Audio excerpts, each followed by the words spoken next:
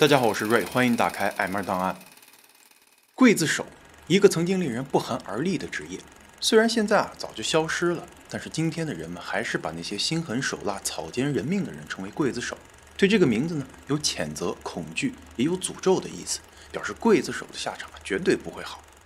咱们今天呢，就聊聊历史上那些知名的刽子手和他们受到的诅咒。中国历史上最后一位刽子手网络上倾向于认为是邓海山，他一生杀了300多人。这儿说的呢是传统的用刀斧执行死刑任务的刽子手1914年呢，民国北京政府颁布了惩治盗匪法，规定死刑用枪毙，这算是刽子手和现代的行刑者的一个分水岭。打这儿邓海山这些清朝的刽子手也就失业了。传说呢，邓海山的师傅曾告诫他，砍头可不能过百，到99个就必须收手，否则断子绝孙。可是邓海山没听，一生砍了300多颗人头。后来他孤老终生，晚景非常凄惨。1925年的邓海山去世，几天后才被人发现，草草掩埋。而在世界另一边的法国，有这么一个刽子手家族就更为传奇了。他们家6代人都是刽子手，子承父业长达200多年，专注于这个国营杀人的职业。这便是大名鼎鼎的法国桑松家族。这个刽子手家族呢，始于路易14时期，他家最出名的是第4代夏尔·亨利·桑松。在40多年职业生涯中，共处决了3000多人，包括很多权力金字塔顶端的大人物，包括了法国国王路易16、绝代艳后玛丽·安托瓦内特，推翻了君主制的伟大革命领袖丹东和法国最具争议的政权领导人罗伯斯皮尔。那同样是刽子手，为什么在中国断子绝孙，在法国就娶妻不愁，甚至人丁兴旺呢？咱们来了解一下这个桑松家族。故事先从桑松一世开始说起。1699年6月19日，这天巴黎发生了一件轰动全城的大事，一位传奇女子将被处决。人们好奇心爆棚，奔走相告，他们冲向格列夫广场，一睹犯人被砍头的刺激。那个年代，巴黎最喜欢这种死亡表演，喜欢人挤人的热闹。观看死刑为挣扎在底层的贱民提供了生活中为数不多的乐趣。刑场上很多死囚经常是被拖上去的，因为面临死亡大多数人都会腿软走不动道。而这位女人则不同，她缓缓地走上死刑台，面无惧色，掀起头巾，决定在临死前看看那些病态的围观者、道貌岸然的牧师、法官以及双手颤抖的刽子手。她高贵典雅，让广场上的一些群众产生了怜悯之情，于是人群中有人高喊：刀下留人，国王的特赦令马上就到。然而这只是人们的一厢情愿。今天的行刑者是64岁的桑松一世，由于紧张乱了方寸，以至于他在3次挥刀后才砍下了女人的头颅。台下一片尖叫与嘘声，也有很多嘲笑的疑问：这个著名的刽子手今天怎么这么不靠谱出生于1635年的桑松一世，本名夏尔·桑松，来自王室器重的科学界名门，当时正处于太阳王路易14的统治时期。年轻时候的桑松与哥哥同时爱上了表妹，最后哥哥成功娶了表妹。深受打击的桑松一气之下跑去参军，加入了法国皇家军队。然而命运却与他开了个玩笑，他爱上了一个比自己小10几岁的姑娘玛格丽特。而玛格丽特呢，出身于法国最古老的刽子手家族约翰家族。那想结婚就必须继承老丈人的手艺，成为刽子手。痴心一片的桑松一世就这样成了倒插门女婿，被迫拿起屠刀开始杀人。当他第一次跟随老丈人登上死刑台时，老丈人命令他教训一下不老实的囚犯，怎知浑身哆嗦的夏尔当场吓晕，台下一片嘘声。天性温柔善良的夏尔悲哀地意识到，人可以认识到自己的命运，却无法逃脱命运的安排，这就是自己的诅咒，怎么都逃不掉。于是他先从助手做起，走上了每一位刽子手必经的成长之路，先跟着前辈积攒经验，直到有资格继承职位。有同学可能要问了，这不就是手起刀落人头落地吗？有什么好积攒经验的呢？其实巴黎刽子手都是由王室任命，最高法院决议，再由巴黎司法长官授予任命书，才能持证上岗，成为城市唯一的最终正义执行者。一个合格的刽子手往往要掌握常人难以想象的庞大知识量与技能，要像凡尔赛宫的大夫一样了解人体解剖学。他们要弄清楚人类颈部皮肉和筋骨间的结构关系，更要练习精准的刀法，才能确保一刀毙命。还要学会如何用数学精准地计算出绳子的长度，以在绞刑时达到瞬间勒断犯人脖子的效果。这一切都是出于人道主义的考虑，为了减轻犯人的痛苦。刽子手甚至会在行刑的当天早上前往教堂为死囚祈祷。这些鲜为人知的幕后工作与行刑时的残忍形成鲜明对比。随着行刑次数的不断累积，夏尔好不容易克服了心理障碍，逐渐习惯了血腥与杀戮，凭借出色的战绩一跃成为了约翰家族最富有的刽子手。然而他万万没想到一个女囚犯竟成为了他职业生涯中的最大败笔。镜头转回到广场，此刻跪在老刽子手眼前的女人到底是谁呢？为什么对她的行刑能引发全城的围观，连经验丰富的夏尔·桑松面对她都会阵脚大乱？原来她就是大名鼎鼎的上流社会名媛蒂凯夫人，她的罪名是买凶杀夫。说到这位蒂凯夫人身份还真有点特殊，很多巴黎男人对她都垂涎欲滴，梦寐以求。她的绯闻是巴黎全城的头条，就连死刑都是出尽风头。蒂凯夫人是个名副其实的白富美，一生都过着锦衣玉食的生活。她的父亲是财力雄厚的出版商老板，被国王委以重任，负责军事与外交。蒂凯还有个兄弟，父母去世后为他们留下了100万资产，几辈子都花不完。她在人们眼中是集美丽、聪慧、富有于一身的完美女神，是上流社会最耀眼的星，追求她的男人自然是络绎不绝。蒂凯希望找一个门当户对的夫君，能够借助婚姻再次提升家庭的社会地位。于是18岁时，一个叫克劳德的进入了他的法眼。这个40多岁的男人是最高法院参事，国王的法律顾问。他靠着一些手段娶到了蒂凯，其中就包括贿赂蒂凯的姑姑，并带着一枚价值不菲的钻戒下跪求婚。在婚礼之前这位参事的表现一直都不错，这也让年轻的少女对未来充满了渴望。但是婚后不久，蒂凯就发现真正的克劳德不仅是个穷光蛋，而且生活作风很不检点。年轻的时候寻花问柳，把父亲积攒下来的家当挥霍得精光，所以他特别想通过娶个有钱人的女儿重振家业。年少无知的蒂凯因为丈夫的破产、赌博等一系列的败家行为，花光了所有的积蓄，全家只能靠蒂凯父母的遗产勉强维持着体面的生活。虽然婚后蒂凯为克劳德生下1儿1女，安心做家庭主妇，但是克劳德性情忧郁，嫉妒心强，他禁止蒂凯见任何人，自己反而红杏出墙，并且还家暴妻子。蒂凯肝肠寸断，与丈夫的关系每况愈下，终于有一天她出轨了兄弟的朋友，一个高大威猛的上尉。被戴了绿帽的克劳德怒不可遏，向国王申请了对付妻子的禁足令，结果文件被蒂凯偷偷烧毁，并当场提出离婚。原本蒂凯只需等待夫妻财产分割结束，便可和情人远走高飞。但考虑到丈夫精通法律，为了确保离婚万无一失，蒂凯决定买凶杀人，同时又收买了一个叫亚克的门卫协助犯案。某夜，克劳德在外面吃完饭回家的路上，突遇2名杀手袭击，仆人们闻声赶来救下主人，保住了克劳德的小命。但雇凶杀人的疑点通通指向了蒂凯跟亚克。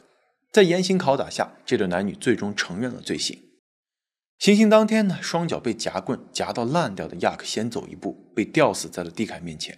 当蒂凯走上死刑台的时候，却突然风雨大作，行刑就这么被推迟了3-4个小时。等雨停了之后蒂凯从囚车上下来没站稳，刽子手夏尔扶了一把。作为回报，蒂凯亲吻了他的手背，像小鹿般蹦蹦跳跳地走上了死刑台，以滑稽幽默的方式嘲讽这个世道的不公。然后他不卑不亢地跪下，将长发甩到一边，伸出脖子等待行刑。终于还是到了这一刻，只见夏尔将巨大的剑高高举起，按照惯例在空中转了3圈，顺势下劈。然而刀锋却在最后一刻偏离了方向，径直砍掉了女人的脸颊和耳朵，鲜血喷涌而出，人们惊恐的大叫。蒂凯的身体滑倒，四肢挣扎，夏尔的助手赶紧冲上去将蒂凯摁住。第2刀下去，人们以为蒂凯死了，然而只见他身体疯狂地抽搐着，痛苦万分。人群中忍不住发出了更大的尖叫声。浑身发抖的夏尔这才补了第3刀。看到人头终于落地，他丢下剑，失魂落魄地逃离了现场。原来是夏尔动了恻隐之心，却没想到反而让蒂凯痛苦地离去。死刑台还没拆除完，夏尔就递交了辞呈，脱下了那件红蓝相间、绣着黑色脚架与梯子的战袍。其实蒂凯的一位暗恋者早就给他铺好了路，他原本可以逃到英国，但是却选择留下，因为他不认为自己有罪，至死都在捍卫情夫的名誉，自己是骗婚的受害者。为什么男人可以说谎背叛，而女人却不行？夏尔·桑松辞职后，试图从宗教里找到内心的平静。他带着妻儿告老还乡，然而在去世前呢，还是把刽子手的职务传给了儿子。为什么呢？原来啊，刽子手虽然遭人嫌弃，收入却是十分可观，可以赚到16000法郎的年薪。这是什么水平呢？对于普通工人来说啊，一年的工资在250法郎左右。当时比较畅销的作家也才能赚到4000法郎。他的儿子桑松2世继任的时候呢，法国正处于摄政王时期，路易14去世，路易15才5岁，因此被菲利普2世把持朝政。因为桑松2世短命，并没有留下多少的历史记录，到了桑松3世啊，刽子手就已经成为了祖传职务了。时间呢，来到1726年，在母亲的极力争取下，年仅7岁的桑松3世继承了父亲的屠刀。尽管姨妈强烈反对，但母亲认为子承父业是对丈夫最深的怀念与敬意，拒绝意味着背叛。由于桑松3世年幼，父亲的位置暂时由外人接替，可是所有人都盼着他快点长大。等到他20岁刚成年啊，司法部门就立刻安排他处决犯人。然而母亲却对儿子失望不已，认为他缺乏使命感，因为这小子打心底里就抵触这份工作。每次行完呢，他会立刻策马扬鞭，在田野上跑上几个小时，发泄一通。于是啊，桑松3世开始发展另一个祖传的生意，制药外加行医问诊，还打造了一个实验室，用来发明配制药品。无论是穷人还是富人，纷纷登门造访，寻求帮助，或者说只是想摸摸那传说中具有辟邪功能的绞绳。因为行医卖药桑松3世的内心获得了不少平和，至少人们不再咒骂他是该死的杀人魔了。虽然在祖传的刽子手领域并没有砍出耀眼的战绩，但是3世呢热衷于传宗接代，他与法国最古老的刽子手家族联姻，2任妻子，共生了16个孩子。时间来到1739年，一名男婴咕咕坠地，桑松家迎来了第4代的接班人，也就是法国大革命时期最著名的刽子手桑松4世夏尔·亨利·桑松。年幼的小亨利曾经问父亲为什么不换个职业呢？父亲则非常深沉地说，难道河流有选择吗？他在河床里流淌，有的时候越过河岸，但他无法改变流向，只能终结在大海里。话虽如此3世打心眼里不希望自己的孩子双手沾满鲜血，所以他打算好好培养亨利学点别的技能。小亨利告诉父亲，自己长大后想要成为救死扶伤的医生，3世便暗暗下定决心，如果儿子长大后理想依旧没变，那么就全力支持他。父亲不仅送亨利到外地念书，在老师和同学知道了他是刽子手家族的小孩，百般排挤之后干脆为儿子请了最好的家教。在家人的督促和鼓励下，亨利十分用功，逐渐成为了一个体贴细腻、举止文雅、衣着讲究、仪表堂堂的男子汉。但是后来呢，父亲渐渐老去，专断的奶奶又横加干预，让亨利离他的理想是越来越远。他时常也会想起父亲的话，说其实刽子手也是大夫，他切下我们社会有病的部位，治愈我们的社会，使他健康成长。于是呢，为了维持家族生存，亨利最终还是接替了父亲，成为了刽子手。亨利喜欢穿蓝色的衣服，而蓝色可是法国王室的代表色。遭到警告后呢，他改换成绿色行头，凭借着一己之力掀起了桑松时尚，赢得了整个巴黎追随效仿。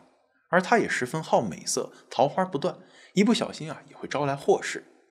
有一天呢，亨利从巴黎附近的森林打猎回来，走进郊区的一家酒馆，打算用餐，里面坐着一位侯爵夫人。侯爵夫人见此人风度翩翩，仪表堂堂，误以为是法院的高官，便主动邀请亨利共进晚餐。席间两人眉来眼去，暧昧挑逗。轻浮的侯爵夫人一把拉住亨利的手，打算回房深入交流。幸好亨利呢头脑清晰，借口离开。事后侯爵夫人得知亨利竟然是臭名昭著的刽子手，吓得差点晕了过去。颜面扫地的他发誓要报复。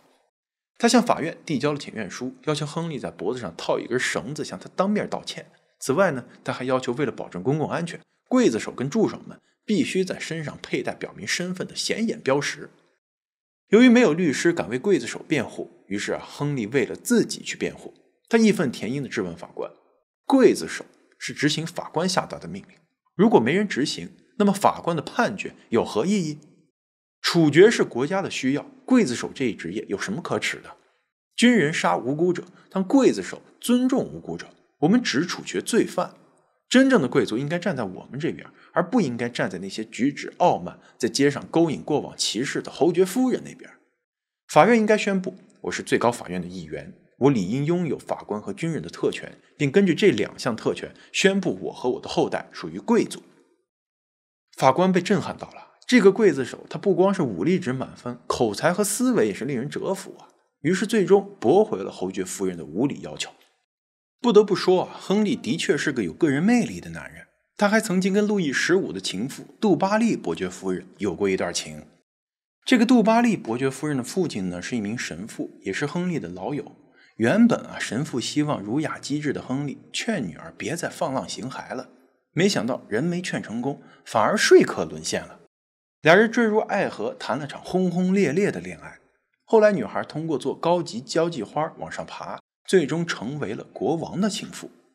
而27岁的亨利呢，玩够了，也决定收心了，找个好女孩结婚生子。他迎娶了比他大6岁的玛丽，一个贫农的女儿。亨利平时很少回家，除了工作就是外出打猎。他希望家里有个强悍精明的女主人坐镇。而玛丽呢，性格刚强，身体健壮，持家有方，无论家里头发生了多大的事儿，她都能扛得起来。他跟亨利啊育有2个儿子，家里还要养活5个亲戚，若干助手。因此亨利像父亲一样开始行医卖药赚外快。为了省钱呢，农民出身的玛丽还建议他充分利用花园种菜，所以亨利啊也因此被称为田园刽子手。他像祖父和父亲一样，让年幼的儿子观看如何砍头，搞得儿子多次吓晕过去。但亨利认为啊，这是必经的考验，每个刽子手都是这么过来的。彼时呢，正处于路易16的执政期间，封建社会的结构矛盾日益严重。随着国家的财富被法国王室消耗殆尽，国债迅速增长，财政危机加剧。终于1789年，法国大革命爆发，百姓揭竿而起，将资产阶级革命事业进行得轰轰烈烈。而这个时候呢，国王的情妇杜巴利夫人的一个家奴加入了革命团体，他毫不犹豫地就揭发了女主人的不堪过往。于是在1793年的时候，杜巴利夫人被以叛国罪逮捕，并判处死刑。亨利呢，亲手砍下了旧情人的头颅。歇斯底里嚎啕大哭的杜巴利伯爵夫人留下了世人皆知的那个遗言：等一下，刽子手先生，再等一下下就好。这一时期战火连连，国库紧张，各种原因导致亨利已经2年没领到工资了，家里已经穷得揭不开锅。无奈之下呢，他只能四处借钱，负债累累。债主们威胁说，再不还钱就卖掉他家里所有的东西。所幸呢，刑事长官最终允许他给国王写信。随后呢，路易16接见了他，但是表示国家也没钱支付刽子手的薪水了，但是可以颁发一张通行证给他，以确保无论债主还是警察都无权打扰亨利一家的生活。然而这个通行证并没有保护亨利多久，给他庇护的法国王室就迎来了灭顶之灾。无数狂热的革命者杀进王宫，短短2天，巴黎死了1500人，断头台登上了历史舞台。它虽然是暴力的机器，却也是当时平等、人权等启蒙思潮的一种映射。革命者计划用断头台夺走2700条性命，他们认为刽子手服务于王室，那必然是保王派，因此将亨利打入了大牢。但是断头台毕竟还是得由资深的刽子手来使用，于是呢，他们又放了亨利，下令他和助手们杀光王室跟保王派，用国王的血开启法兰西共和国时代。1793年1月20日，行刑前夜，刚好是亨利夫妇结婚20周年纪念日，两口子紧张地祈祷着。几个月前的小儿子从断头台上失足跌落去世，已经够令他们痛苦的。亨利不愿双手再沾满鲜血。然而1月21日早上10点，巴黎协和广场上聚集了成百上千名围观者，人群不断涌来，只为目睹国王被砍头的惨烈。路易16狼狈地被押上刑场，他拒绝换上囚衣，没想到亨利的3名助手粗暴地直接撕破了他的衬衣，剪掉了他的头发。路易16在生命的最后一刻不断喊冤，斥责人民的背叛，而监刑的军官们下令鼓手击鼓，淹没国王的声音。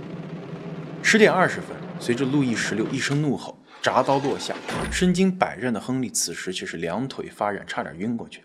他无法面对君主之死，大儿子似乎看出了父亲的异常，于是代替亨利拎起了国王的头颅，当众展示。广场人群彻底沸腾了，呐喊欢呼着“共和国万岁”。桑松家族无疑是王室兴衰的最佳见证者。路易16之后，亨利携助手们用断头台处决了300多名王室成员，巴黎仿佛化作了血海城池。在这样的乱世中，桑松家族也逐渐没落。第6代桑松呢，他酗酒赌博，穷困潦倒，还卖掉了祖传断头台跟爷爷亨利的日记。这也让世人们得以了解到法国最著名的刽子手的传奇人生。桑松家族的墓地如今坐落于巴黎的蒙马特墓园，昔日的诅咒早已烟消云散，不知道那些饱受良心折磨的灵魂是否获得了自由。传说有一天拿破仑拜访了亨利，问他是否会为杀了那么多人而良心不安。亨利开玩笑说，连皇帝、国王和独裁者都能睡得那么安稳，区区一个刽子手又有什么好辗转难眠的呢？感谢收看 M2档案，如果您觉得视频还不错，别忘了点赞、订阅、转发支持一下，咱们下期再见。